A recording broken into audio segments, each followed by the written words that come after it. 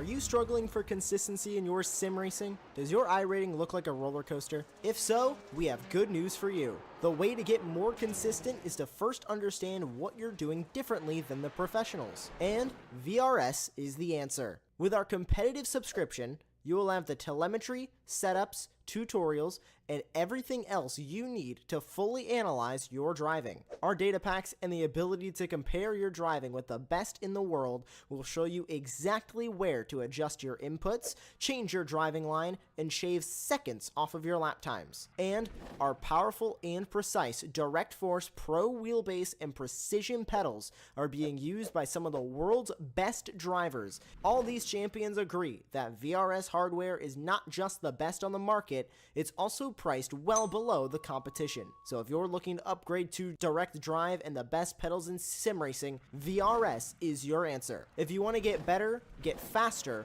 and make it happen sooner rather than later, you owe it to yourself to find out why so many people are switching to VRS. You'll be so glad that you did. Visit www.virtualracingschool.com and learn why the best use VRS.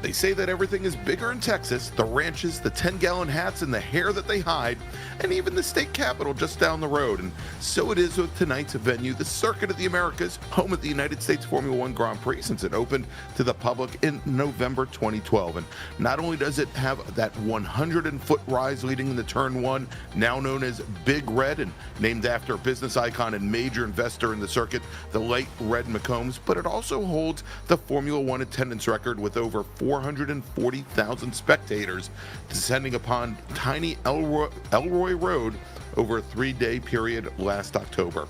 Like I said, everything's bigger. Welcome to the Esports Racing League presented by Grassroots Motorsports Magazine, Spec Racer Sports, Common Gear, and Grass Paddock Motorsports here on Apex Racing TV. I'm Greg Ginsburg, and filling in for Jack Ritchie tonight, who's a little bit under the weather, is Charles Bochelle. And of course, we've got Lee Thompson bringing you all the great views of tonight's action. And for those of you joining us for the very first time tonight, first off, thank you and welcome. We've got 4 different classes in the Esports Racing League. We've got Spec Racer Ford and Spec Miata, as well as 2 touring car classes featuring the Volkswagen Jetta TDI Cup car in one class, and then the Toyota GR86 Cup car in the other. And each one of our 4 classes will race 6 times over the course of our 9-week season. And it's week number 8 tonight, and we come down to the wire. As we come down to the wire, we've got 2 20-minute sprint races on tap for you. First up, going to be our Spec Racer Fords. You can see them there out on track for their qualifying session right now. This is going to be their 6th and final race of the season, and then we're going to follow things up by Spec Miata. And if you're looking for some touring car action, they'll be joining us in 2 weeks when we wrap up the regular season at WeatherTech Raceway Laguna Seca. And so, good evening, Charles, and welcome to the Esports Racing League. Hey, Greg, thank you very much. Glad to be here tonight. Kind of feel like the weekend weatherman that got called up to the anchor booth here for the race tonight. I do generally work with the Ray Esports Weekend Warriors on Sundays. That's right. Doing the Spec Racer Ford and the Formula Ford 1600. So this is a little different, but very similar, and I'm looking forward to helping call the action tonight. Well, I was going to say, being here in the Spec Racer Fords, it's kind of right in your wheelhouse. We're here tonight at, I think, a very special track to the United States. Again, a track that is has so many different features, so many different tracks melded into one in this Herman Tilke designed facility. We've got long straightaways, we've got these increasing radius turns, we've got these big wide sweepers as well, and just something that it basically throws everything at cars like the Spec Racer Fords here as we trail and we watch Morgan Burkhardt here on track. Burkhardt currently our third fastest driver on qualifying here as he's coming through the stadium section of the track. And what we're going to do, Morgan usually gives us our track guide each week here on the Esports Racing. We're going to bring in Morgan Burkhardt as he's got just a couple corners left on this turn. He's coming into the final corner now. Morgan's going to lead us on a lap of the Circuit of the Americas. What's up, everybody? This is a pretty fun track to me. It's a lot of draft. It's a lot of flow. I really have always enjoyed driving here. So we're starting to come up the front straight, and this really daunting uphill into turn one. You can really use it to your advantage. Brake really deep, using that uphill to kind of just slow the car down, making sure you get a nice late apex on turn one, and then you shoot right back down the hill into this huge, long, flowing S section. It's so easy to just get behind on the steering, get behind on your inputs, and then you're kind of just really screwed for the rest of it. So it's really important to just kind of clip all of these little apex turtles is what I like to call them, making sure that you're just really getting into each apex, not really doing it too early, not doing it too late. Each one of those turtles, you want to just clip it, put the tire right on top of it, and then coming out of it, very technical section, really easy to get off tracks through here as well. So got to be really tidy through this section. Back down the hill into the hairpin, most important corner on this track. You want to really make sure you can get a good exit out of here, square it up, throttle early, get a punch off the corner because it is such a long straight, and the first half of it is uphill, so even more of a incentive to get a good run out of the corner. But the big thing with this track is abusing track limits. These paved sections are right next to the track. It's not grass, so you can put two tires over these white lines in places, and then coming into the second hairpin on this track, or not second hairpin on this track, the end of the back straight, heavy braking zone, very good passing opportunity, and then into the stadium section. It's difficult to do because it's, especially in this car, it's all turning. You want to just keep tight lines through here, make straight lines in braking when you can, go super wide into here is what I prefer to do. Hit the apex on the back side of it. Try not to get a little bit of wheel spin like I did there, but coming into this long right-hander, it seems to go on forever. Keeping it tight through the corner, making sure to carry speed. You don't want to float out too wide because then you really can't get back for turn 17 here. Well, actually just got a 1X there, but this is the apex, got a little bit behind, but very important to be super tidy, especially on this back half of the lap. And then through the final corner, uphill again, kind of works against you off camber. Want to be really precise and tidy through those corners, but there's a lap of Circuit of the Americas. All right, thank you so much, Morgan. And Morgan, before we let you go, real quick here, big difference with, and not so much for qualifying, but under race conditions, this track, Circuit of the Americas, far wider than where we were last week at Road America. How do you approach that with that knowledge? Are there places where you find it much easier to set up a pass because you know you've got maybe more room there to get it done, or does that really affect your strategy at all? Oh, it for sure does. Defending here it's really rather pointless, to be honest, because there's so many passing opportunities and there's just so much real estate to put a car through on somebody, and the straights are just so long to make moves on. So defending gets a little bit difficult. You can't really do it. You kind of just have to play the strategy, play the draft, really, especially in the Spec Racer Ford and the Global MX-5. You have to be in the right place at the right time, pick up the draft when you really want it, and kind of just probe throughout the race, then figure out where you want to be. If and I'm gonna make a bold prediction here, but if the lead pack is still intact by the end of the race, if it's 3-4 cars, I'm gonna want to be in third. I'm gonna put my money on the third car is gonna win this race. All right, you heard it right there, everybody. Morgan Burkhardt with tonight's track guide and a little insight in tonight's first race of the evening. Thanks so much for joining us, Morgan, and good luck tonight. Thank you. All right, so there you go, Charles, right from the horse's mouth. And Morgan was our previous season Spec Racer Ford champion. So we'll definitely have to watch there as it goes quickly here. We sent our drivers out for 15 minutes for qualifying, and we've already hit that 15-minute time limit. Drivers here like Josh Justice, who races a Spec Racer Ford in real life. He's out from Texas. Both he and John Vogel directly behind another real-life Spec Racer Ford racer looking to get in. I think their very last flying laps. We'll see if these count or if the session, if iRacing ends the session on them before they get to the checkered flag. Right now, Justice is your ninth fastest driver on track, and actually that wasn't John Vogel behind him. I think that might be the 52 of Corey Heffron directly behind. Yeah, I think they should be able to get their laps, and I think it's going to let it extend out so they can complete these final flying laps.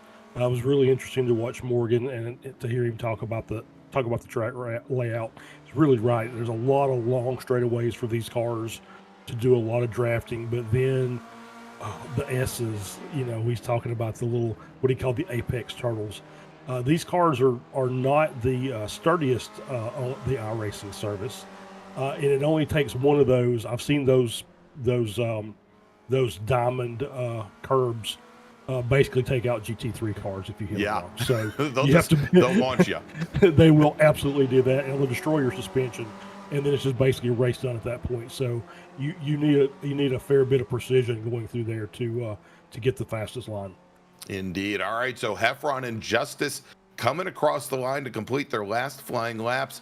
Neither driver is going to improve. Actually, Heffron did improve on his previous best time, but does not move up any further than 8th. Josh Justice also getting close to his previous best lap time, but he is not going to improve, as we're now on board with Ethan Oring, who was on his final flying lap. And unfortunately for Ethan, a couple off tracks, does not set a time in qualifying. A number of drivers did not set times in qualifying and are going to get shuffled to the back of the field. We'll see here in just a moment as we bring our drivers up, who they may be, and we'll give you the starting grid here in just a moment. Matter of fact, we're going to have the grid coming up right now. Charles, you're new to the Esports Racing League. I'm going to turn over the starting grid to you. All right. Well, starting on pole is John Carlos Schooler. Miles Crabb in P2. On the second row, we got Morgan Burkhart, who we just heard from earlier. Chris Montgomery in 4th place. Jim Brewster and John Vogel occupying row 3. Charlie Vaccaro and Corey Heffron on row 4. And rounding out the top 10, Joshua Justice and Andrew Wozencroft. Mark Sherman and Gary Winters on row 6. Joaquin Effinger and Wayne Buttermore, row 7. Ethan O-Ring in 15th. Benjamin Forrester in 16th. And then the final 4, Jamison Huffman, Joshua Soto, Trenton Kramer, and Justin Huffman. Yeah, and that's gonna make for some interesting racing. Ben Forster, one of our former championship winners here in Spec Racer Ford, starting from the back of the pack, and he's got a number of podiums so far this season. Jamison Huffman and Josh Soto as well. Trenton Kramer, B-Spec driver, drives a Mini Cooper in SCCA road racing. He's going to be starting towards the back of the pack. We'll see how he does tonight in the Spec Racer Fords. As the pace car now just about, I think we're waiting to see if Justin Huffman, that's Jamison's father, whether he appears or not. Otherwise, we'll get underway. And there you go, pace car now starting to bring the field around, heading up towards Big Red, that 101-foot rise up the track. And actually, no, I take that back. We're going to have the shorter pace lap. They're coming down into into turn 12. So let's do this quickly, Charles. Let's talk about our sponsor for tonight's first race, and that's Spec Racer Sports, whose mission it is to fuel and support your addiction to road racing. And Spec Racer Sports delivers by providing the parts and services you need when you need them at a fair, competitive price, and all with exceptional customer support. Located trackside at Motosports Ranch, Houston, Spec Racer Sports offers exceptionally prepared Spec Racer Fords for both rental and for sale. They offer storage and support, driver coaching, as well as technical services such as chassis dyno work and fabrication. To find out more about Spec Racer Sports and their services, head on over to specracersports.com. All right, so there you go. And, I did not know that iRacing had a short pace lap here at Circuit of the Americas. I got caught out there for a moment. I thought we had like another 4 minutes of time for chit chat here. I do think I remember seeing that in the release notes for the new seasons. They've added a few short pace laps to some of the American tracks recently. So yeah, it's kind of cool to see. All right, so we've got the pace car now bringing the field out of turn number 19, peels off, heads onto the pit lane. That's going to turn things over to Giancarlo Schooler and Miles Crabb. And again, with Morgan Burkhardt and Chris Montgomery on row number 2 as they come onto the front straight and wait for that command to go. And well, here we go. Green flag is in the air, and we are racing at the Circuit of the Americas. Now, that second row with Miles Crabb had fallen back just a little bit, and what we always have to watch out for here, it is so wide coming into turn 1, but then narrows down as you come out and start to run down the hill. You have drivers usually running very wide, but you always have to worry about the one guy who sees that gap and shoots straight for the apex here. But early on, taking the lead from third position, it's Morgan Burkhardt. Slotting in the second is Miles Crabb, Giancarlo Schooler, then Chris Montgomery. And it looks as though Ethan O-Ring may have gone around, may have had a bit of an issue there and drops back. And now spinning, that is Gary Winters. Winters in the 0-2 machine. He goes around and, well, I was just going to say that everything looks so promising at in the first couple of corners, and it only took 3 more before it started to all fall apart for a good portion of the field. But as they come up towards the hairpin for the first time here at Charles, it's Burkhardt, it's Crabb, and it's our pole sitter Schooler starting to work away from the rest of the field. Yeah, this was what we're going to see here. Burkhardt had a really good run through the S's, almost a little like he straight lined it, but just had the perfect line going through there, was able to get up to the lead. And so now it's how long before this draft kicks in and starts pulling those cars that are in like 3rd to 5th to 6th all the way back. How soon will they be able to make up a gap if they can? If they can. And so John Vogel gets around Chris Montgomery. Vogel started 6th. He's now in 4th and leading that second pack of 3 cars with Montgomery and the red number 933 machine of Brewster. But it looks like Heffron and Justice and Beans Forster making up ground pretty quickly there. Forster already has made up 7 positions. Soto and Kramer, who started at the tail end of the field, they've made up 8 positions here as they are now starting their march towards the front of the field. Yeah, so far just the one O-ring is still moving, and the spinner we had that had the damage, I think, is still on the track. Justin Huffman did not apparently make the start of the race. Yeah, so he did we're down not. to the 19 cars on the track. As we can see, basically single file line. We got Josh Justice is out looking to the inside, trying to make a little pass coming up the hill. Got that inside line, so should be able to work his way through, and does. And that's actually Beans Forster making the move on Josh Justice. Sorry about that. No, that's okay. Hey, first time here, man. I've got some of these liveries ingrained upon my mind over the last 3.5 years. We're good. All right, there you go. Andrew Wozencroft, driver of the number 80 machine. He started off in 10th, dropped a couple positions on the to start, dropping to Soto and Kramer. Wozencroft, a Spec Miata racer in real life out of the San Francisco region of the SCCA, and he's finding it a little tough here. He got You got the bum rush there from Jamison Huffman and from Charles Vaccaro as well. Vaccaro, a spec racer, Ford racer from the East Coast. Yeah, obviously, we are talking about the digital series here, so I think these cars take a little bit of time to try to get adjusted for the feel. They don't quite handle, obviously the same way the Miata does, because all the weight in these cars are at the back. So they're gonna handle a little different than what he's used to, and it'll take him a little time to get used to it. Yeah, certainly. I mean, compared to obviously, say like a Miata, you really have to be very careful with your throttle inputs, or actually as you remove your throttle inputs, just with the engine hanging all the way out there. You really have to be cognizant of the lift-off oversteer in these cars, and certainly on the first couple laps or so when the tires are very cold. Big difference there. Oh, running very wide. That was Jamison Huffman in the 89 machine, but somehow he makes that work. Gets around Andrew Rosenkrantz. Oh, it's Trenton Kramer in the 444 machine. He goes around. He's going to try and get that car back underway, but he loses positions now to Buttermore, Effinger, and also Mark Sherman as our leaders. Now, the leaders are coming into 20. We're watching right now a little bit further back. This is Charles Vaccaro with Huffman and Wozencroft. They are making the run out of 19, heading into turn number 20. They are just about to complete completing their first full lap, or probably completing their second lap, starting lap number 2. As we see, this is like Forster still moving forward. Indeed, another pass, this time on Jim Brewster. Yeah, nice run from the inside there is Brewster got along. Looks like John Vogel, though, having some problems coming out of turns 1 and 2. He appears to be very much off the pace for a moment there, as he now drops back all the way in the 9th position after having been up in 4th. Yeah, I heard him call it out. He had to slow down, so he just went wide coming out of 1, and so he had to just kind of back off the throttle and let the slowdown clear.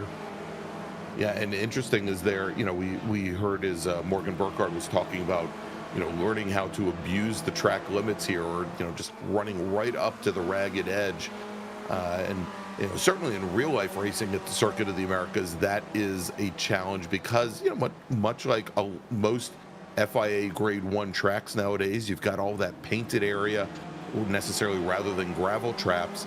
And, as long as it's asphalt and the car will stick to it, you try and use it. But here, let's take a look. Looks like we've got a replay queued up. And this is the run up to turn number 1. And this was on the start. Let's take a look here as they come in. And we're going to see now as most of the drivers make it down. And remember, it's only a couple turns later where we see, I think it was Gary Winters go around in the 02 machine. And there's Winters hanging all the way drivers. He was driver's right, and I think he actually got some of that. Oh, look at that. There's that curve. There is Ethan O-Ring. We saw him also drop down through the order. Looks like he might have gotten a little help there from Jamison Huffman. Yeah, well, obviously I think curb strike did more damage than anything. It just lost him. And then, once the tires are off the ground, you go to passenger at that point. So, exactly. So then you're at the mercy of wherever the car lands and bounces. All right, so real quick here, Charles, while we've got, I was going to say a lull in the action. I don't think in Spec Racer Ford you ever have a lull in the action, but just wanted to bring up here our current point standings in the series. We didn't get to them during qualifying, as Beans Forster now making a move to the inside. We did have our last race, round number 5 in the Spec Racer Fords last week at Road America, where Giancarlo Schooler was your winner. Zhao Lu and Wan Chi Lin finished 2nd and 3rd, with Megan Overstreet 4th and Brewster 5th. But in the point standings right now, Megan Overstreet, she is currently your championship leader with 78 points. She is not here racing this evening. Miles Crabb, who is currently running 2nd to Morgan Burkhardt, he's 2nd in the championship, only a single point back from Megan Overstreet. So if he continues to play, I would say if he plays it safe tonight, he could come away this evening as your new championship leader. Skip Brock Jr., currently 3rd in the championship. Josh Soto is 4th in the championship. Soto currently running 9th here after making up 9 positions, and then Josh Justice, and Justice currently running 7th, just 2 positions up on Soto. Yeah, as you were reading through the points, obviously it's a tough blow for Overstreet, who's not here tonight. That's effectively going to knock her out of the championship lead. But I was watching down the track. There was another car that caught the right side curve for the S's and went for a little bit of a ride. And I could not catch the number. Let's see here. I'm wondering if that was maybe Charlie Vaccaro. Yeah, I think it might have been. It may have been, as I was kind of looking down the time. Yeah, I'm showing Vaccaro as having dropped. He was running in 7th position in the 221 machine. Dropped down into 14th, but I believe he's just now moved Wayne Buttermore back behind.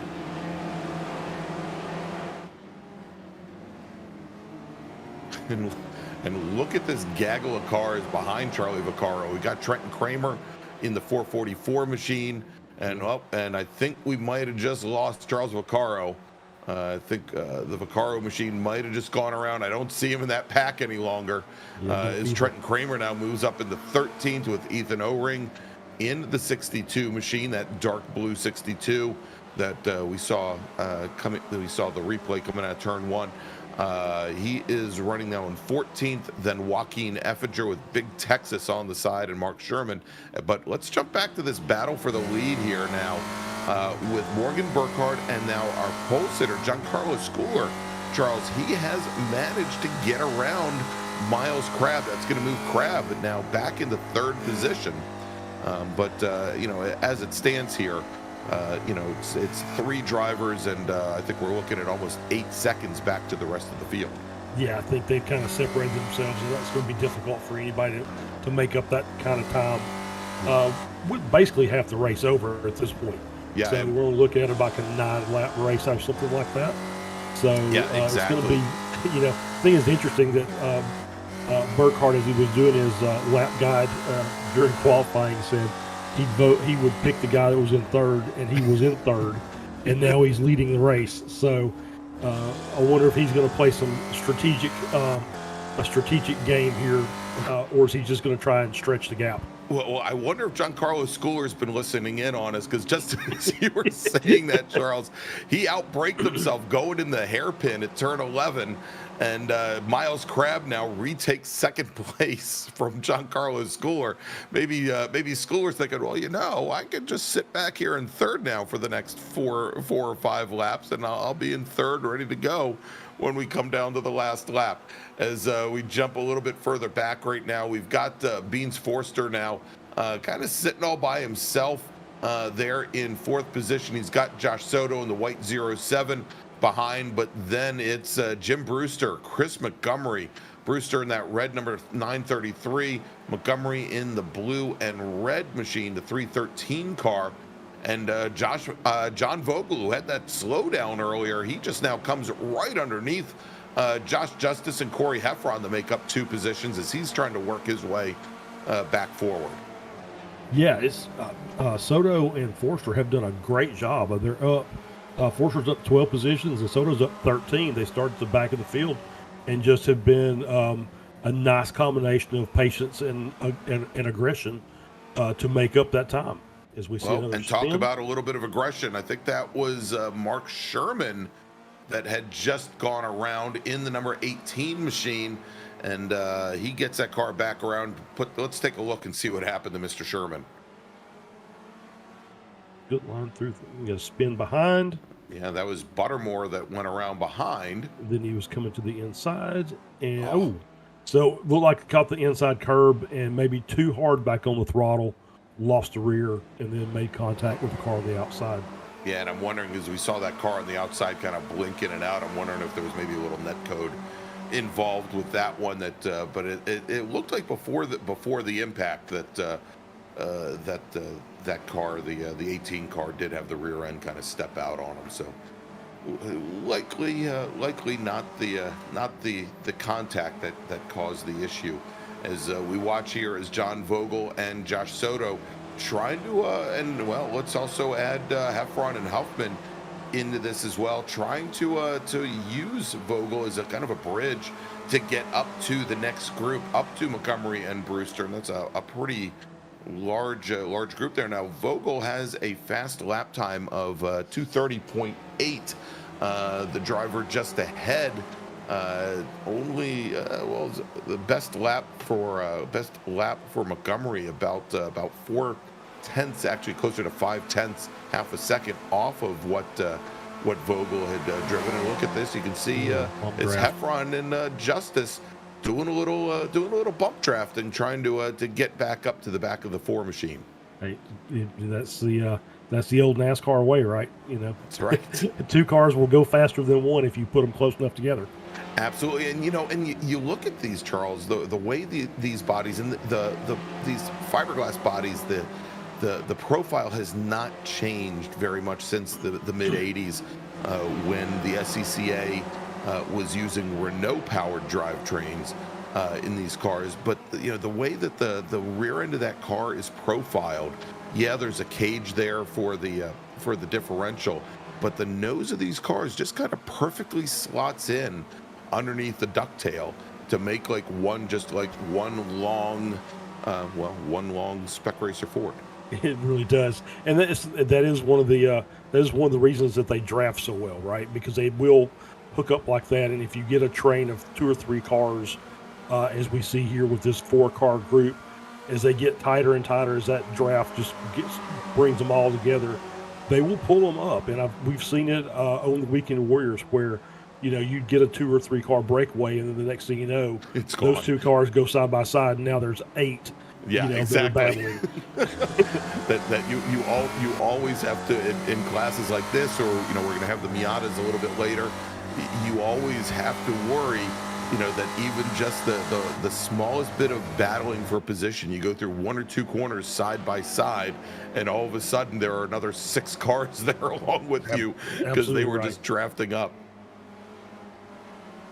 Yeah, absolutely right. Yeah, that's what makes this racing so much fun. Yeah, I love it. You really, it takes a lot to get a 2 or 3 car breakaway like the guys up front have done tonight. And I'm sitting there looking at Forster. I think that was a 40-minute race with a pit stop involved, like we would see on the weekend. Yeah, he'd be right up there. I wouldn't count him out. I wouldn't count him out. He's running a really good pace, and he's actually closed it down a bit. But once again, you need some help, and I don't know that he's got enough help to get him up there. Yeah, indeed. He just kind of started at the back of the pack. He was already on the back foot there, and as he was trying to work his way through 12 other drivers, as he's done so far, and 13 for Soto directly behind. It allowed our top 3 to kind of drive away, but now you can see Forster and Soto. They've started to put a pretty substantial gap back to Jim Brewster, running in 6th position, and might be wise we watch now Jamison Huffman battling it out with Josh Justice, and then Corey Heffron and John Vogel as well, as time is starting to run down. Only 3 minutes remaining here. What probably, depending on where Burkhardt and Crab are, and they're, I think, probably coming through the last couple of corners right now, we may only have a single lap remaining here. We might be able to get a second lap in with the lap times running into 2:29s, and now only about 2.5 minutes remaining on the clock. Yeah, so the top 5, because now we're up to 7, and they've already crossed. So I think, based on what I saw, I think we're going to have a 10-lap race tonight. So it looks like that they're going to be able to get 2 more laps in this, and that's going to give Crab and Schooler time to maybe close the gap up to Burkhardt a little bit. They we'll are see. Miles together. Crab is right there, and Schooler, at this point, Crab and Schooler, very, very close. But Burkhardt in the last couple of laps has started to open up a bit of an advantage over those 2 drivers. So we'll see if 3rd or 2nd is in a position, or if Morgan Burkhardt was just telling old fishing stories or something here. excuse me, as we've got Chris Montgomery and Jim Brewster there. Great little battle for 6th. And yeah, there's our battle for the lead. Coming through the hairpin as Burkhardt now has opened up almost 15 car lengths. Actually, I don't say 15, maybe 10 car lengths on Miles Crabb and Giancarlo Schooler. And, you know, Charles, it may come down to not who's in a position to take the win, but who's in the position to take second, because I think that's what they're fighting for at this point. I think so. They are closing the gap up. It's dropped 2 or 3 tenths over the last lap, but don't know if they've got enough time to get back up there. It's going to be up to Burkhardt. If he makes a mistake, misses a corner, they might have a chance. Otherwise, I think you're right. I think it's just going to be a battle between P2 and P3 here. All right, Josh Soto has gotten around Beans Forster, so moves Soto now up into 4th position. And currently he's in line to be the hard charger of the evening. 14 positions made to Forster's 11 as they're getting ready to come into the stadium section. Very interesting. They've been calling this little part of the track the stadium section for a very long time here, Charles, and it wasn't until 3 years after the track went up that the actual stadium for the Austin Bold Football Club was built. So it truly is a stadium section now. As Morgan Burkhardt comes across the stripe, we've got one more lap to go. As wow. Talk about the nick of time. He crossed the stripe there, Charles, with about a second to go on the clock. Yeah, very close. And Soto now taking a look, or probably that was Miles Crabb taking a look underneath Giancarlo Schooler. Schooler, though, has the positioning with the 111 car now sitting in 2nd place. Miles Crabb back in the 3rd, a little bit further back. Beans Forster and Soto roll down the hill through turns 1 and 2. Soto, for the moment, is going to lock in behind Beans Forster. And then in the battle for 6th position, we've got Jim Brewster pulling right up behind the blue 313. And look at this, you know, we're now 20 minutes into this race, Charles, and you know only one of the battles I think is actually for a podium. But these guys, they just aren't giving up until the checkered flag. Absolutely not. There's still points on line, so any position gained is a few more points at the end of the season. So they're going to keep battling until the checkered flag. Wow, Giancarlo Schooler runs it very wide coming out of the hairpin. He certainly would have gotten a 1X there. I don't think he got a slowdown penalty as Miles Crabb is drafting up behind him. You see as Schooler's sticking all the way driver's left. He's about as defensive as you can get as they come down and make the run, probably the hardest braking corner on the track down into turn 12. Yeah, that just kind of backed out. It was, and then he went wide, so it was a nice cut under. Crabb to make that position. Yep. Yeah, that's going to move Crabb now up into 2nd position. Let's jump and watch this fight as we've got Soto and Forster. Soto defending down to the inside, and we saw as Forster had moved all the way from driver's right back across the driver's left. They're side by side as they're going to come through now turn 15. And great move by Forster to just get late on the brakes. Wow, did you see how loose Soto got there? Very loose. Yeah, he did a switch back to get the inside line for that group of corners for the last corner there. So great strategy on the part of Forster. All right, Morgan Burkhardt comes out of turn 20, comes across the line, takes the win here at the Circuit of the Americas. Miles Crabb, he's going to hold off Giancarlo Schooler, and this should give Miles Crabb the season championship in Spec Racer Ford. A little bit further back, just off the podium, Beans Forster, he does hold off Josh Soto at the very end. And look at this, another drag race, and it is Jim Brewster. He's going to come home in 6th position. Chris Montgomery, he'll finish in 7th. Josh Justice finishes in 8th with Corey Heffron 9th, and John Vogel will come out in 10th position with Wozencroft, Kramer, Sherman, Effinger, Winters, and Wayne Buttermore completing their last couple of corners here. There's Mark Sherman crossing the line. I think Joaquin Effinger coming out of turn 20 now. And our final driver is coming out of the last corner.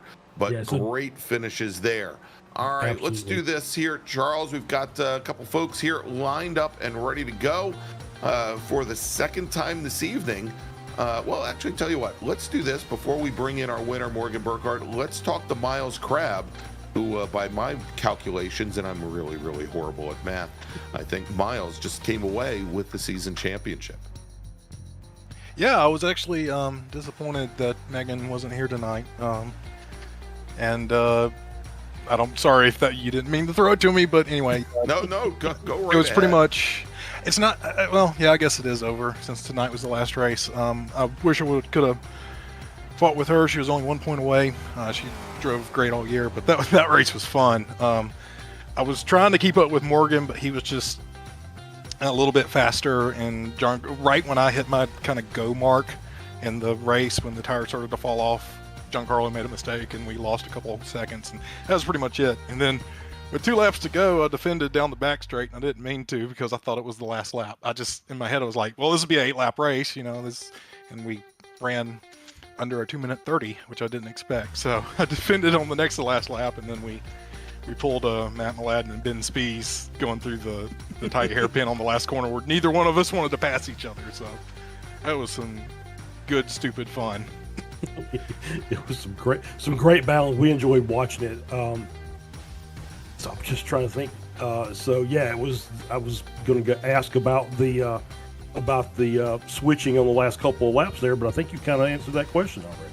Yeah, I knew I didn't want to lead, and going down in the long back straight, I was not good on the brakes. I'm just not good in this car for some reason, and Giancarlo was lights out. So I knew if I could get beside him and get ahead of him and kind of fade in the middle of the track so that he doesn't have a good reference point, he might go a little bit too deep and miss the corner, and hey, that's what happened. So worked out pretty good.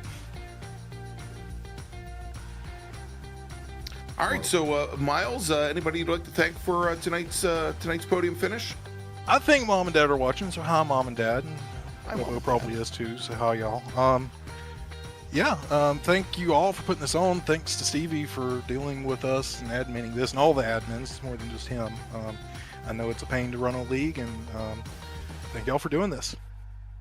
All right, there you go, everybody. Miles Crabb finishing second tonight in Spec Race Ford. Congratulations again, Miles. Thank you. All right, let's now bring in our winner this evening in Spec Racer Fords for the second time tonight. Charles, it's Morgan Burkhardt.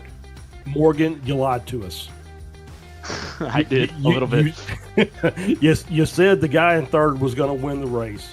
But you know what? Actually, you didn't, because you said the guy in third was going to win the race. You just happened to do it on lap 1 as opposed to the last lap. That's true. I got it over with pretty quickly. I was thinking ahead. I was really the run that you had through the S's on the first lap was pretty impressive. It just almost looked like you straight lined it from that vantage point. So it was great racing. And then once you got in the lead, you just kind of set the tone for the rest of the race. Yeah, I was pretty fortunate to get through on the opening lap. I just kind of had a bigger run than Jameson. No, not Jameson. JC and Miles coming out of turn 1 and into turn 2. So I was just like, I'll just take it. I think I can clear them before the corner starts, and I'll have the preferred line going into the S's. So I was able to get that done, and then from there, I was just like kind of just driving myself around the track, making sure I didn't make too many mistakes. But we were basically driving on the surface of the sun, and I might as well have had what's it called, locomotive wheels for tires. So it was pretty sketchy at times, especially after the tires started to get worn in. It was really loose through corners, but I mean, ended up bringing it home, wrapped it up at the end, so I'm pretty happy. All right. Well, congratulations. Anybody you want to thank? I'd definitely like to thank the PRG team with JC and Nathan, you guys for putting on a good show, and Jameson and Wozy, Beans, everybody who hops in our little calls to kind of have some fun while we do the races. All right, congratulations, Morgan. Thank you. All right, there you go. Morgan Burkhardt, your winner tonight in Spec Racer Ford. And that means, Charles, we got one more race tonight. We've got Spec Miatas coming up next, but before we do, let's take a quick little break and thank some of our partners and sponsors that are bringing you the Ray Esports Racing League tonight here on Apex Racing TV. We'll be back in just a moment.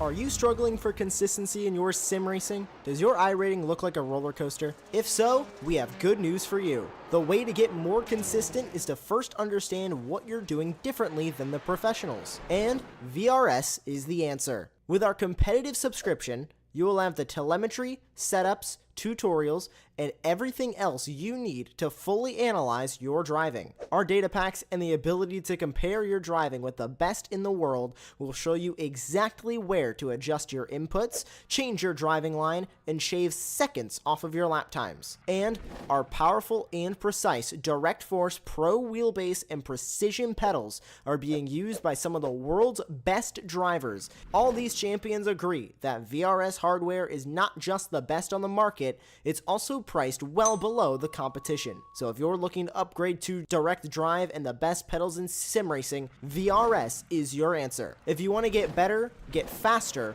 and make it happen sooner rather than later, you owe it to yourself to find out why so many people are switching to VRS. You'll be so glad that you did. Visit www.virtualracingschool.com and learn why the best use VRS.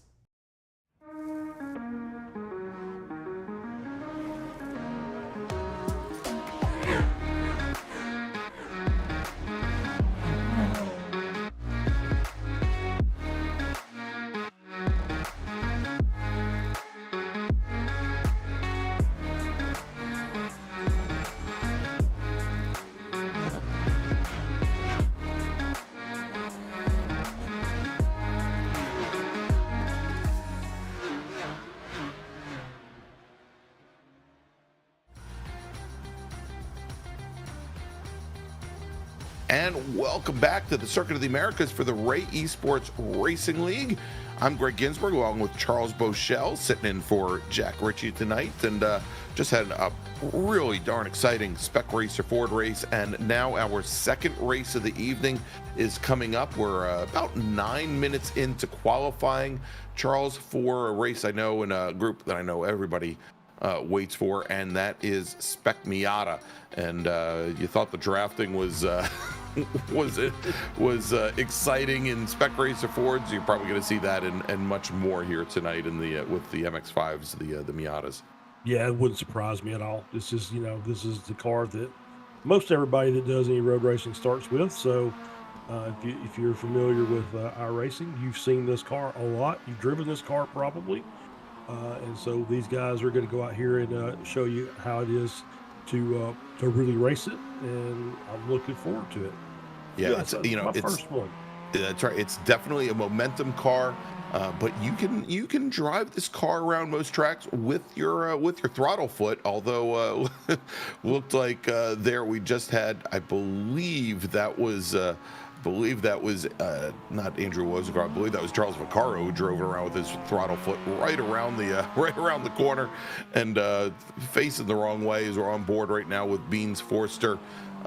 He once again does not have a lap in the. Actually, this is his first flying lap, so we'll cut him a little slack. But it looks like he may already have an off track, so this lap may not count. But we'll let him go here. Currently, your provisional pole sitter is, and tell me if you haven't heard this before, it's Giancarlo Schooler with a qualifying time of 2:31.943. Miles Crabb, though, almost 0.8 of a second off of Schooler's times. That is immense. Charles Vaccaro, currently your third fastest driver, and we'll have to see here some of the guys that we know are quite fast here in the MX5s, like a Morgan Burkhardt, like a Beans Forster. They have not yet put in lap times. Here is Forster has had a couple of off tracks, but now he manages to put a lap in. A 2:32.65. He goes up to second here in qualifying. Yeah, I would assume that it's going to take these guys a couple of laps to try to readjust to this car. We talked about it a little bit in the previous race. This car doesn't drive the way the spec racers drive. So, is a lot more throttle control. You can still do some of the same things, but all the weight's kind of shifted around on you. So it's you're doing things just a little bit differently with these cars than you will be as opposed to the spec racer, where you can lose the rear. In this car, you're just going to hammer the front, and it takes a lot to get it to turn, but you can do it. A lot of times it's just to be curbs.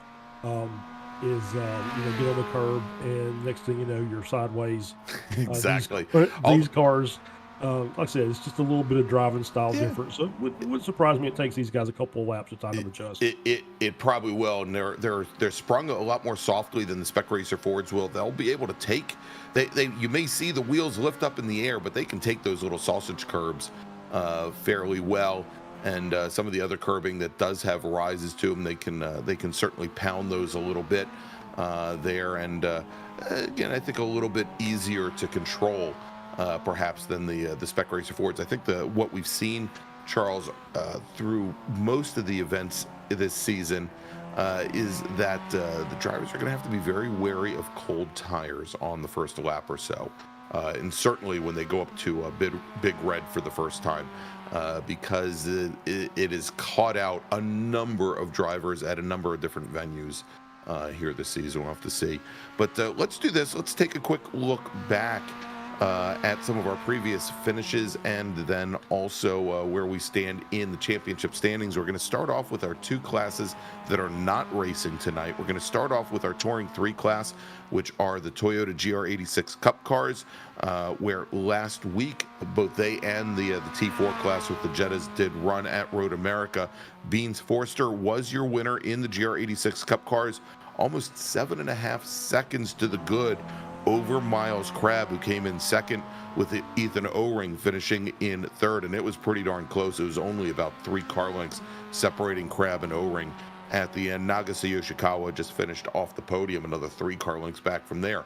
And you can see now in the point standings, we've got a tie for the lead going into our last round, which is again going to be in 2 weeks at WeatherTech Raceway Laguna Seca, between Beans Forster and Miles Crabb. Caleb Pocock is 11 points back from there in third, then Wayne Buttermore, and then Andrew Wozenkroft, your top 5. If we take a look at the Jettas, our Touring 4 class, last week at Road America, Michael Snow took the win, and boy, was it close. Only a half a car length. It was a drag race out of turn 14 and up the Road America straight. Michael Snow, by again about a half a car over Jim Brewster, who finished in second. Megan Overstreet was 4 car lengths back from there. Overstreet was leading going into the last lap. She finishes in third, with Yanchi Lin just off the podium in fourth. And if we take a look at the championship standings here, it's Megan Overstreet, your points leader, by a single point over Michael Snow. Then Morgan Burkhardt, who was last season's champion, Derek Marcos, and Trenton Kramer. Again, those racers all will be racing in 2 weeks. And now let's take a look finally at Spec Miata, where these racers last took to the track 2 weeks ago. That was at Mosport at Canadian Tire Motorsports Park, or as I seem to be calling it recently, Charles, Carolina Tire Motorsports Park. I spent too much time in Kershaw, South Carolina, calling races in real life. As they were at Mosport CTMP. Beans Forster was your winner. Margin of victory over Morgan Burkhardt, 67 thousandths of a second. Giancarlo Schooler came in third. Wan Chi Lin finished in fourth, and then it was almost 13 seconds back to Corey Heffron, who finished in fifth place. And there's your point standings now with a commanding lead over the rest of the field coming into tonight's final regular season race. Beans Forster 90 points, Morgan Burkhardt 64, Megan Overstreet third, Miles Crabb fourth in the standings, and then Giancarlo Schooler, our provisional pole sitter, coming into this sixth and final race of the season.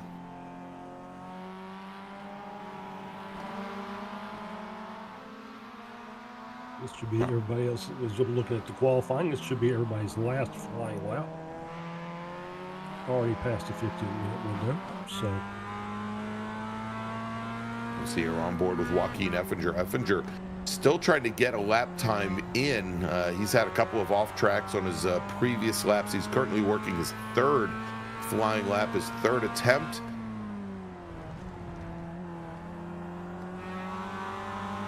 As he comes through turn 19, and he's gonna let some faster traffic by. I don't know if maybe he had an off track or not, but the 07 of Soto goes by, the 62 machine of Ethan O-Ring as well. And Josh Soto, as he crosses the line, and besides taking off the nose of his car, puts in the second fastest qualifying lap at a 2:31.05. Look at that, Soto, just about 111 thousandths, 11 hundredths off of Giancarlo Schooler's provisional pole time. Yeah, just waited till the last minute, but got a really good lap time in, puts him up on the front row. Yeah, great run for him. Josh Justice there, we saw at the very end, finishes up 10th in qualifying. Andrew Wozencroft, who I think is still might be trying to head back to the pits, fifth fastest. And we should have our racers start to grid up here in just a moment. And we will get underway. Yeah, I was watching, as we were watching Effinger, looked like he was kind of struggling. You want the car to kind of slide through the corners a bit. And just didn't quite have the timing down on it. So yeah, we'll see. Hopefully he'll be able to get ahead. What I've found when I race, Charles, is in a lot of cases, even at racetracks that I don't seem to gel with. When I have like a rabbit to chase, one, you can use if he's ahead of you, he's probably he probably qualified better than you. He's maybe a little bit faster. Even if he's qualified 10th, he's still somebody that you can learn from.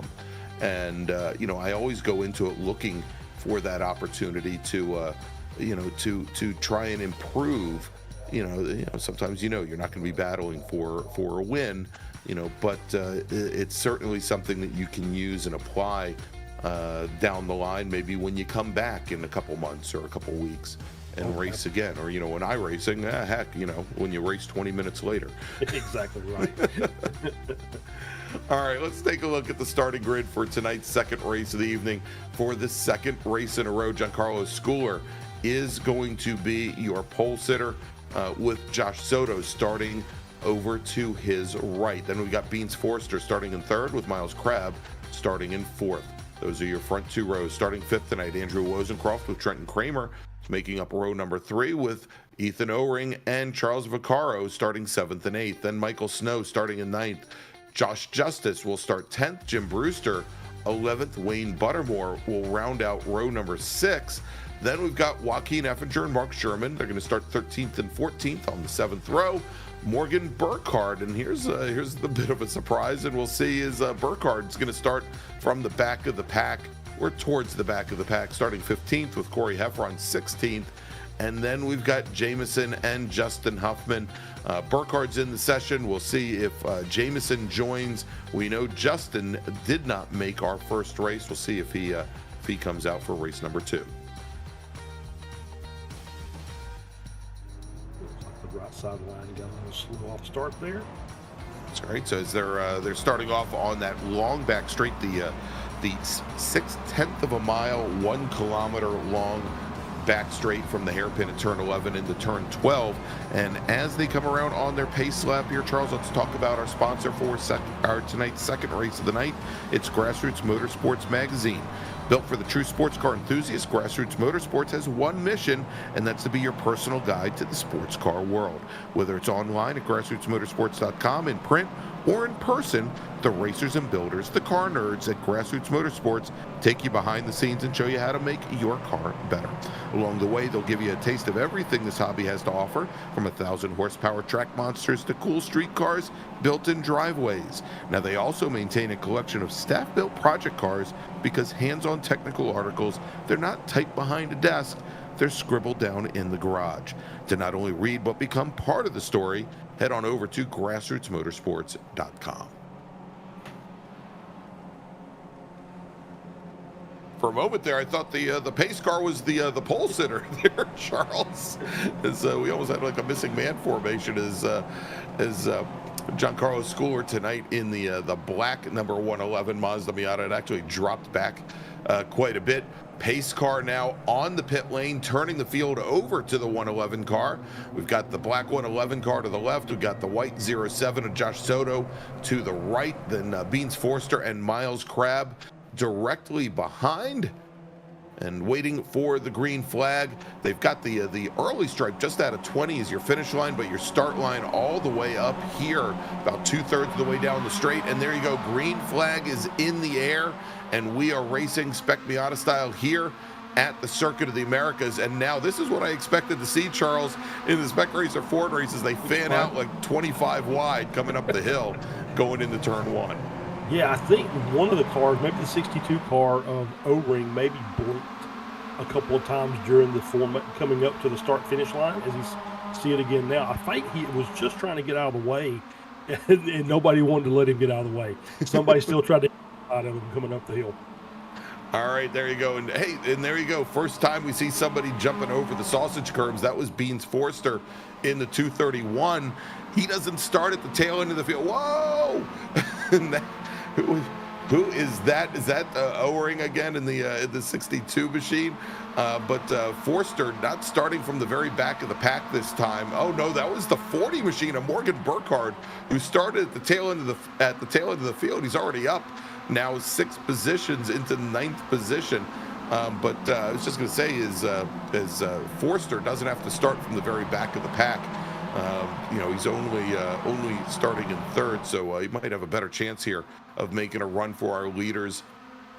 As we see Burkhardt kind of poke to the inside in that white and blue number 40 machine. Wozencroft in the orange number 80 machine. Good start for him. He gave up position to Trenton Kramer, but he is still right in the thick of this battle as Soto and Schooler come out of the hairpin and start to make their run down. Yeah, great move by Soto. Had a fantastic run down the back stretch to take the lead. He's still fighting. He hasn't quite got it sealed yet. Schooler's trying to fight back on the outside. Ooh, a nice little crossover. They're still going to be too wide coming into this next section. Yeah, and that left-hander at 16 is so incredibly tight. I think probably other than the hairpin, the tightest corner on the track. And even with these MX-5s, the Miata is very hard to get the power down. As Soto runs a little bit wide coming out of 19, I think still managed to keep it on track there and not getting off track as they come out of the final corner now and onto the front straight and complete our first lap of the evening here from Circuit of the Americas. So what kind of run Schoolers as we see he's moving to the inside? He's getting these cars, is what we talked about with the Spec Racer with their drafting. These cars are drafting really well also. As Schooler comes down underneath the 07 machine, Soto giving him a lot of ground. Oh, and we've got contact. The 62 machine of Ethan O-Ring, the 444 of Trenton Kramer right up at the top of Big Red. And they are now going to fall down through the order here as they're trying to get back underway. Looked like O-Ring had a good deal of damage to the front, to the nose of that car. And O-Ring now takes his machine to the pits. Now, we do give our racers one quick repair, and so we'll see if O-Ring, he should be back on track here in just a moment. Yeah, I don't know what happened to Schooler there, but he just missed the corner in a bad way. Really got out of sorts, and kind of backed up into Soto and Forster, who's looking to the inside, trying to take over that second position. Yeah, look at that. As Forster comes down and makes his attempt known pretty early, coming into the hairpin at 11. But as they came out, you cheat into the inside there, and you just don't get a good run out. And so Soto, for the moment, has the position. He's going to start to get a little defensive, though, with the 231 and the 131 directly behind. Miles Crabb kind of just sitting there and waiting, looking for the right opportunity to make a move. I was going to mention Burkhardt wasted no time. He's already up to P5, starting from the back of the grid. He maybe saw what happened with Forster in the last race and said, you know what, I can't wait for 2 or 3 laps to go. I've got to get up there now. So he's going to put himself in a position to challenge for this win before it's all said and done. Yeah, I think he's in a very good position at this point. As we're not even 5 minutes into the race. We're only working lap number 2 currently, and he is already has his sights set on our leader, Giancarlo Schooler, as they come into turn 20 to complete lap number 2. And let's see what kind of a run Burkhardt gets here. Sitting off the back of the 131 of Crabb. Takes the sweet time to kind of drift over and pick that draft up. Doesn't look as though he's quite close enough to shoot down the inside. It may take maybe the run down to 12. But you notice there, Charles, as we had Crabb kind of cheating in a little bit going into turn 1, Burkhardt on entrance using every last inch of that curbing to try and open up turn 1 and carry as much speed as he could down the hill. Yeah, it really did. As you were sitting there watching him, looks really smooth behind the wheel. Not really forcing the car to go where it needs to go. He's just letting the car drive, and he's putting it in the right position, and he's making it work. He's already look at the inside move there. That's crazy. Yeah, that was a move that I did not expect to see coming in through turn 6 and up the hill to turn 7 to get around Miles Crabb. So move Crabb back in the 5th position now. Burkhardt, who's made up 11 positions in about 2 1/4 laps. Oh, big tap from Beans Forster to the rear of Josh Soto's machine. And I think Forster was expecting Soto to maybe carry a little bit more momentum through the hairpin as he's fallen off the back of Schooler just a little bit. But let's watch here as they come down into turn 12. Again, this is a prime overtaking spot normally.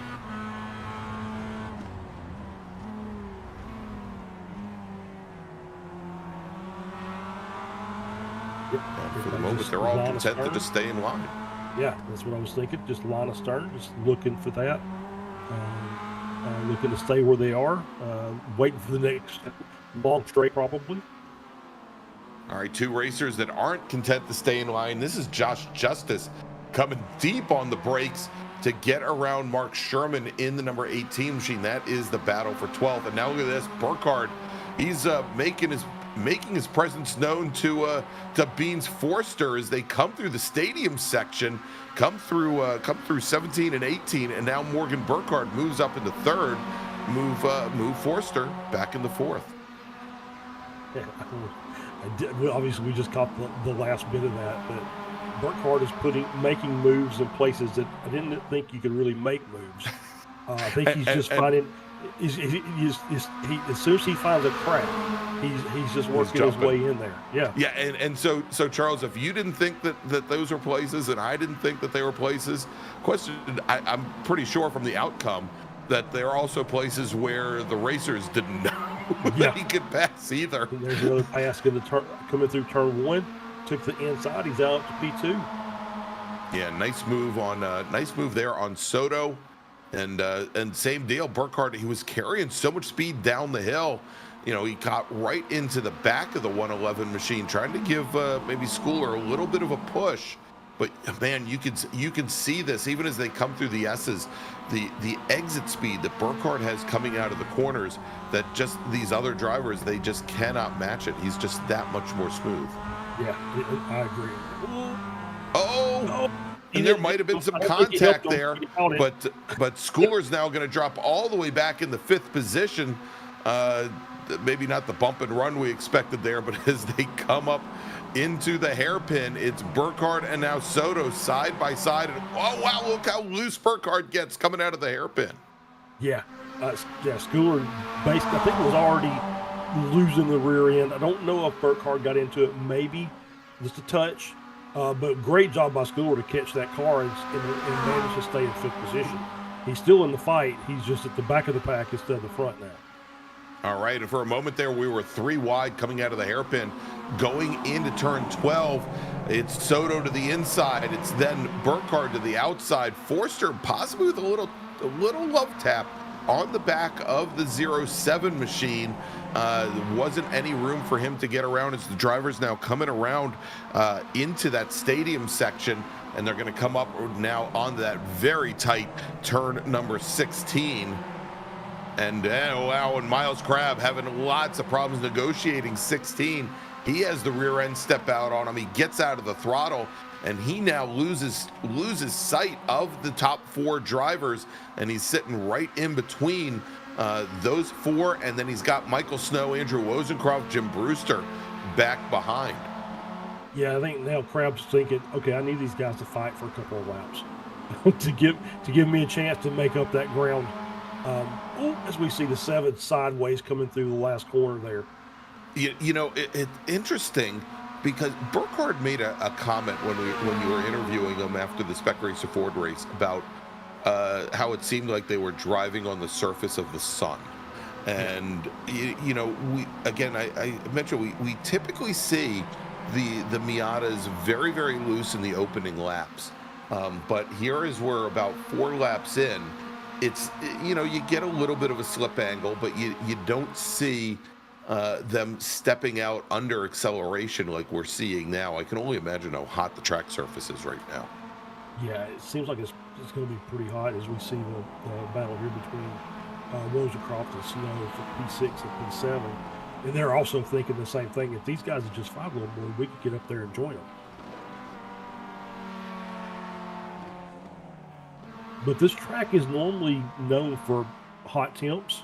So, and these guys in the front, at least that front 5, they're pushing hard. They've been battling from basically since the start of the race, swapping positions left, right, and center. So it wouldn't surprise me that they're burning through the tires really quickly. Yeah, I'm just worried. I'm concerned as, you know, we're only working lap number 5. And from the looks of it, this is probably going to end up being around an 8-lap race, I think.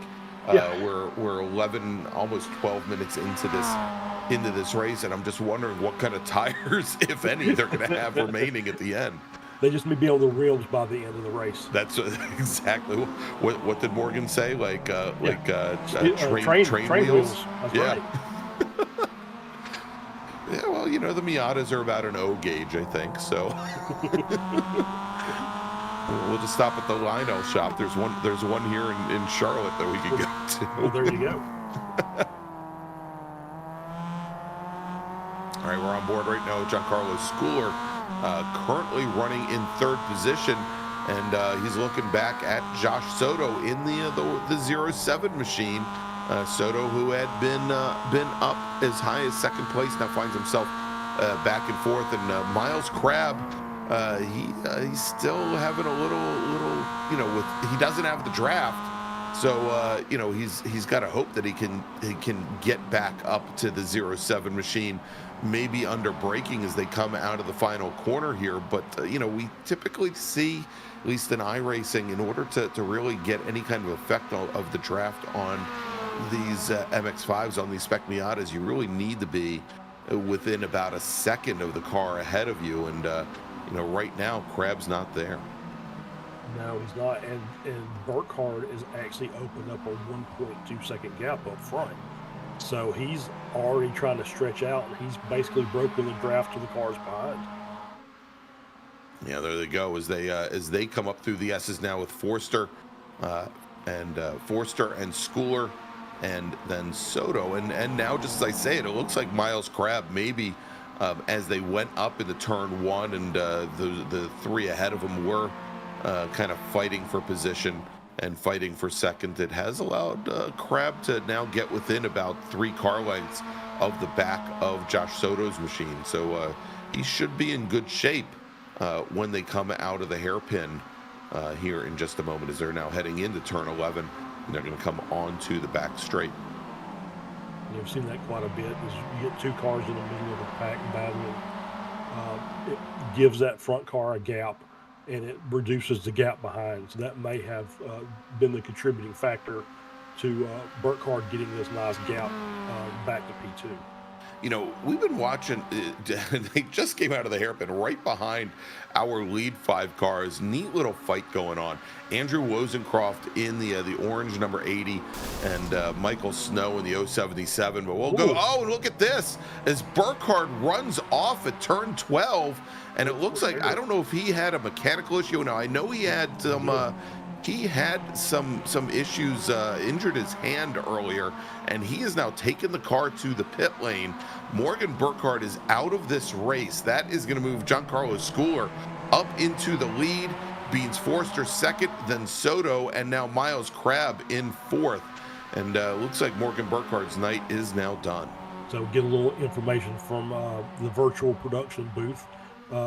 He's saying that he blew his engine on a downshift. Oh, wow. So the money shift takes him out of the money position for tonight.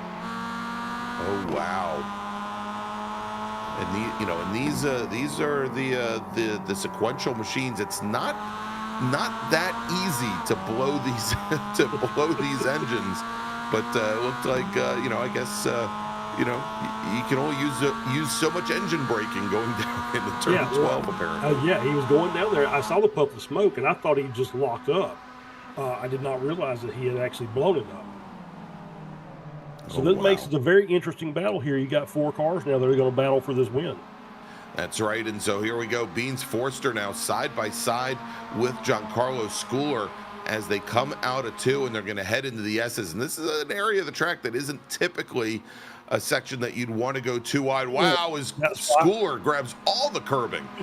That's why you don't go too wide through here. That's exactly. And you remember when I said you could probably do that in an MX-5, that you couldn't do it in a Spec Racer Ford? There you go. All right, as they come up the hill into turn 7 and 8.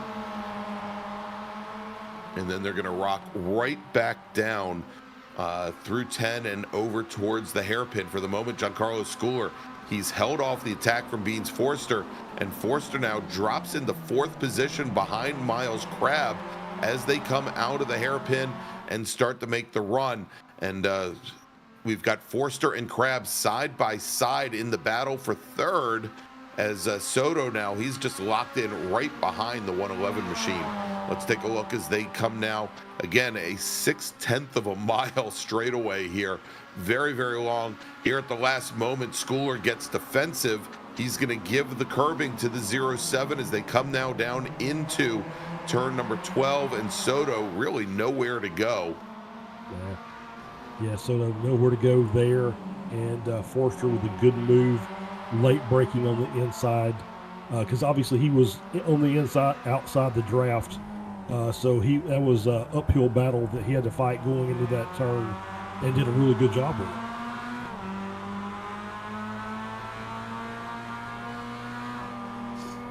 All right, right here. As they come in to that double apex right-hander, turn 17 and 18.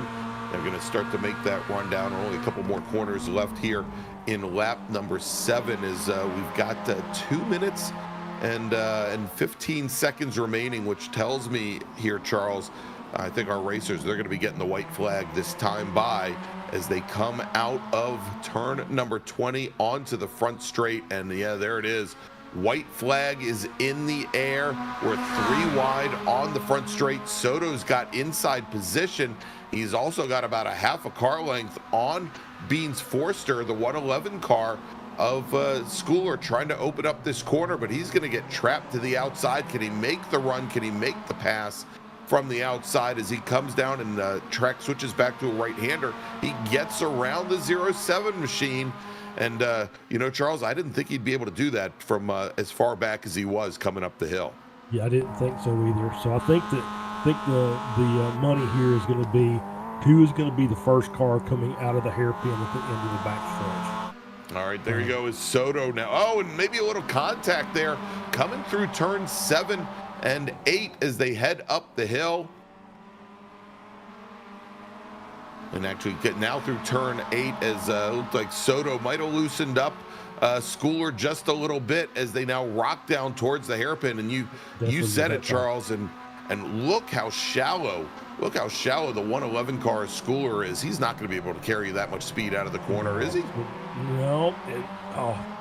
231 Forster just got a little loose, getting back on the power, had the good run, had the cut back, and couldn't really make it work for him. But now you've got all 4 cars in line as we're coming down to the end of this, and who's going to come out on the other side. Yeah, and they're all hugging the left lane there, the left side of the track. Now look, Soto, as Schooler moved over to center track, Soto tries to come down the center, and Schooler runs deep, gets the braking done very late, and Beans Forster now is your leader with Soto running in second, Schooler dropping back to third, Miles Crabb looking to attack on Schooler as we now only have 3 more corners remaining.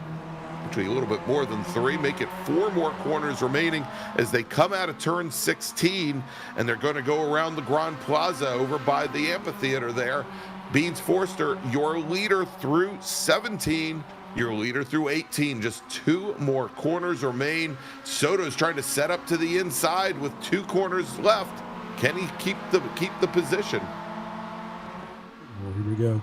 It's all coming down to this and last now corner. look at Schooler coming deep into turn 20 as he tries to get underneath the number 07 machine, and they're all beating and banging and taking the win. It's going to be Josh Soto. He is your winner. He gets around Forster in the final corner. Forster will come home in second. Schooler will finish third. Miles Crabb will finish fourth. And thank God I don't have to pay the repair bills on that one. Absolutely. Absolutely. What a great finish. That was a great last lap. It Changed was. positions 3 or 4 times. Everybody, fanning out or staying in line on the inside, then fanning out for the corner, still swapping positions over. Soto takes the win, half second between 4 cars at the stripe. All right, so Wozencroft will come home in 5th. Michael Snow will finish in 6th. Then we got Jim Brewster, Trenton Kramer in 8th, Charles Vaccaro in 9th, Josh Justice in 10th. And then we've got Sherman and Effinger here and there. Actually, it's Effinger and Wayne Buttermore coming across the stripe.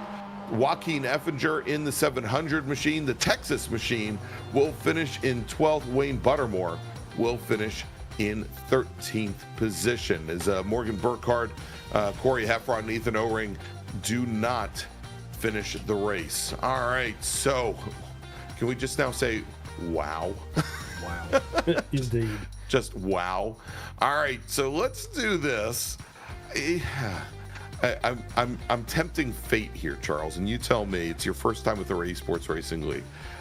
I've got Josh Soto, I've got Beans Forster, Giancarlo Schooler, and even Morgan Burkhardt here all sitting in the waiting room. Should I bring them all in at once? Bring them all in at once. All right, let's do it. Here we go. All right, let's bring them on in.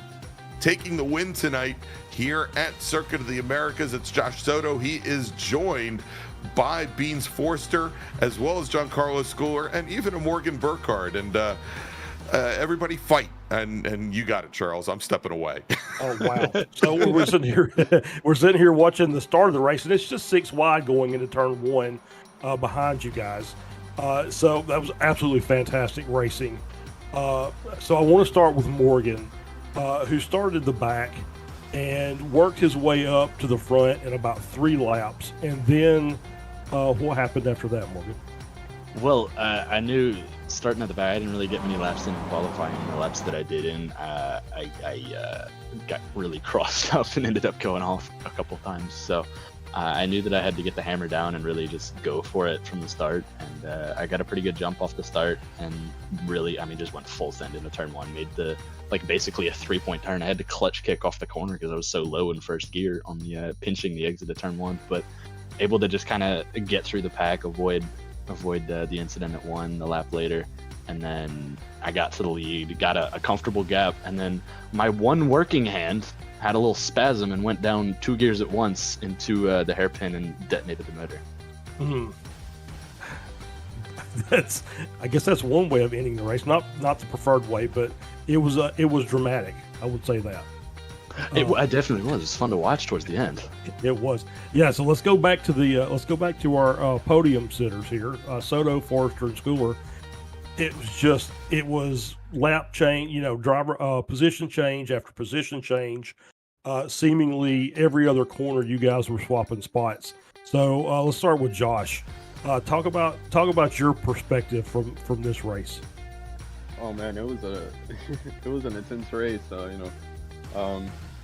We're all like, the top 3 are there. We're like very equal. So the racing was just very close. Going into the last lap, it was just try to set up the back straight, for our pass.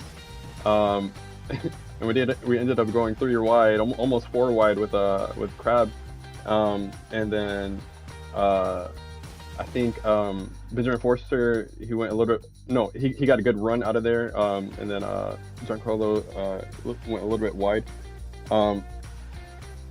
It was like it's just a very intense battle. Just like try to avoid, crashing into everybody else. All right, so let's bring in Benjamin and Giancarlo, or Beans, I think is what you've been called. So we'll call you Beans. So yeah, from your guys' perspectives, it was, like I said, from start to finish, it was just battle after battle on the track. Yeah, I was just trying to have as much fun as I can. That's kind of my number one for this league. So that means fighting harder than you can fight anybody else on the service. And it's always clean when we do it too. Giancarlo? I think he's having his little Discord things where it'll work in the interview room, and then as soon as we bring him into the actual interview, it just doesn't work. So he can hear us, but he can't speak. It's almost better that way, Charles. I can't say that because Giancarlo has been in the interview room for the Weekend Warrior, so we've talked with him before. So yeah, there's nothing wrong with that. I think he's working now. Actually, are we working? Yeah. There we go. Well, it was a great race tonight. Tons of fun. Coming P3, I thought I could come maybe first or second. That white flag lap, but it was tons of fun. Very respectful racing all around. I love coming out here and spending time with the guys. It's always tons of fun. And thank you to Stevie for putting this on, and thank you to you guys for the amazing broadcast. It's just tons of fun week in and week out. Greg, got anything for him? Anything for these guys here? No, yeah, I think you know what, we've got Miles down in the waiting area. Oh, do we? All right, let's do this. This has got to be the most crowded announce booth I have ever been in. Let's bring in Miles Crabb, who finished 4th tonight in Spec Miata. Miles, welcome to the group chat. Yeah, I noticed everybody was in here talking about it, so I decided to join. Yeah, absolutely. Come on down. That was some more stupid fun, like the Spec Racer Ford last couple laps. I threw a tight setup on it because I was wrecking loose in qualifying, and that was the wrong decision. I couldn't turn under anybody and do anything. So, outstanding job amongst the top 4. Sorry, Morgan, I heard you spazzed your left hand and downshifted twice. Yeah, no, that was a whole lot of fun. A whole lot of clean, not dirt, not. What is the correct way to phrase this? It wasn't Scrappy. clean, scrappy, clean racing. There you go. Yeah, it's always fun. I heard somebody talk about that every time they have to race in this league, it's full out from the word go, and we're usually clean. And yeah, I totally agree with that.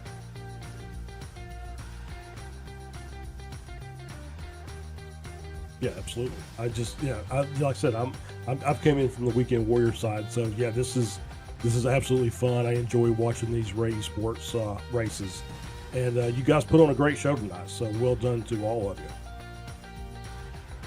Appreciate it. Yeah, thank you. Thank you. Yeah, thanks. Well, that was anticlimactic. I'm tired now. Yeah, I was going to say we're all wiped out, and now we've got to figure out how to eject all of y'all at one time. All right. Thanks so much to Morgan Burkhardt, to Miles Crabb, to John Carlos Schooler, to Charles. Well, of course, thanks to Charles Michelle. He's my guest. To Beans Forrester, and of course, our winner tonight in Spec Miata, Josh Soto. Congratulations, all you guys. And I guess we'll see you hopefully in 2 weeks. We're going to have next week off, but we're going to talk about that in just a moment. Tell you what, guys, just hang in here for a moment because it's going to be harder for me to get rid of you. So let's go and wrap things up here, Charles.